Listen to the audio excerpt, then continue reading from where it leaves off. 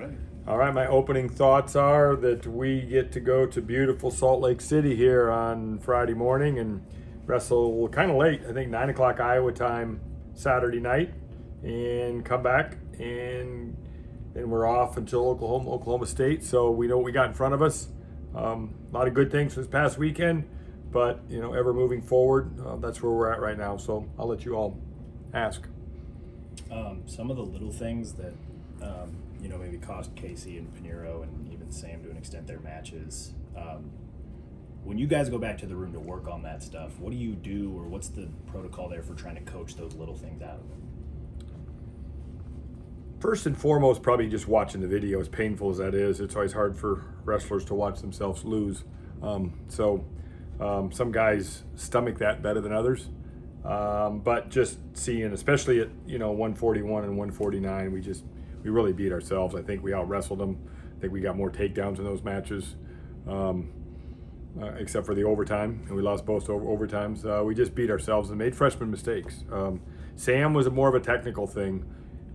We just got to that leg, and that's a big old leg, and we couldn't get to the corner and finish that. So we know what adjustments we need to make. I think he knows now what he needed to do to finish that. So let's just hope we get a chance to do that again. But that's to answer your question in those three instances, video first, and then get in a room and start feeling it, and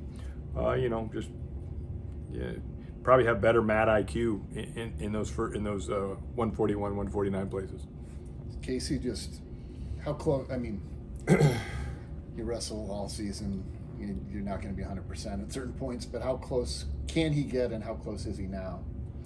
Well, you said it.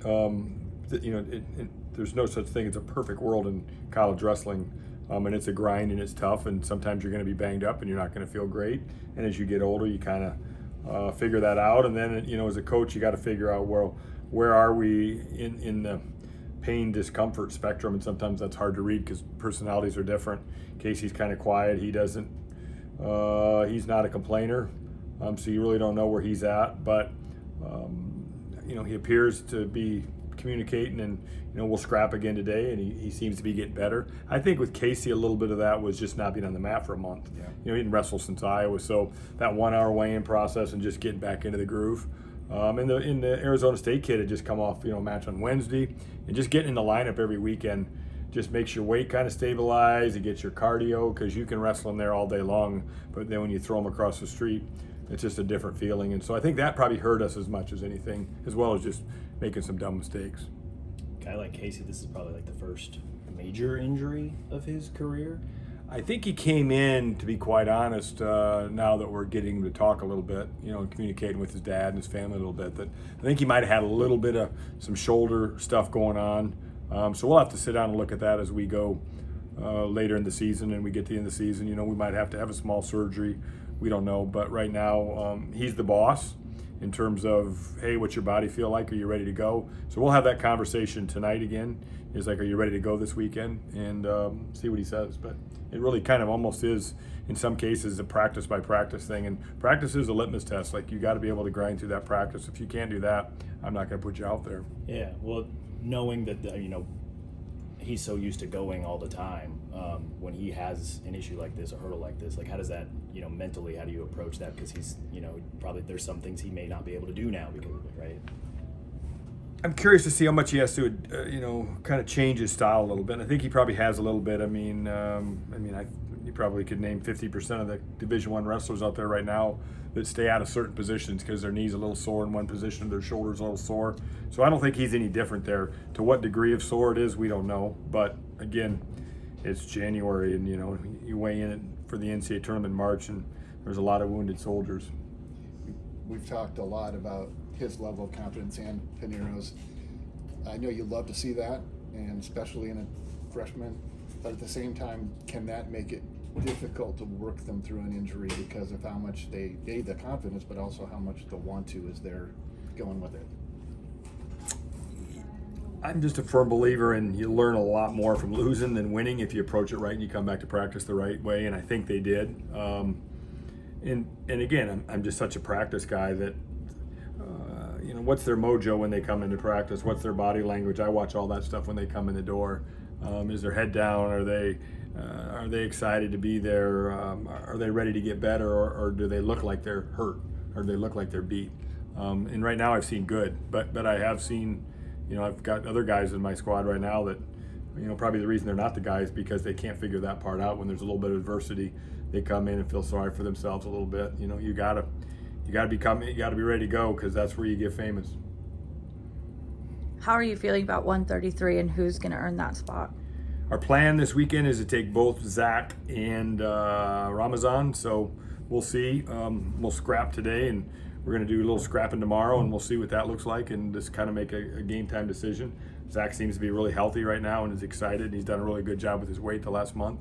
So we got some things to sort out there, but again, like I mentioned last week, that's probably good problems, because I feel like we got 2 top 20 guys, and on the right weekend, I think we got 2 guys that can get in the podium. Same thing with 157. Is Kreiser the guy, or are you still kind of up in the air? Right now I think Jason's kind of made himself the guy, and I like the way he came back and rallied on. I think he was right in there on Saturday, and he came back and did a really good job for us Sunday in a big meet. So we put him in a lot of big situations this year, and he's competed well.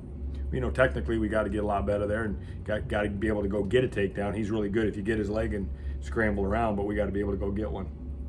David was really fired up, and Julian followed up his win wrestling the way he did. How has he improved the most? Julian, that is. Julian has had a great weekend, and I've seen steady progress out of him. He put a lot of time in last year. When the year before he's a starter, and then last year he's not the starter. You got 2 ways to go. You can feel sorry for yourself and figure out reasons to check out, or you can amp it up, and he amped it up. He chose to go to Vegas and go through a whole freestyle spring training. He chose to go to he qualified for the team trials, which he was probably way overmanned, but he still trained through that whole process and went to that.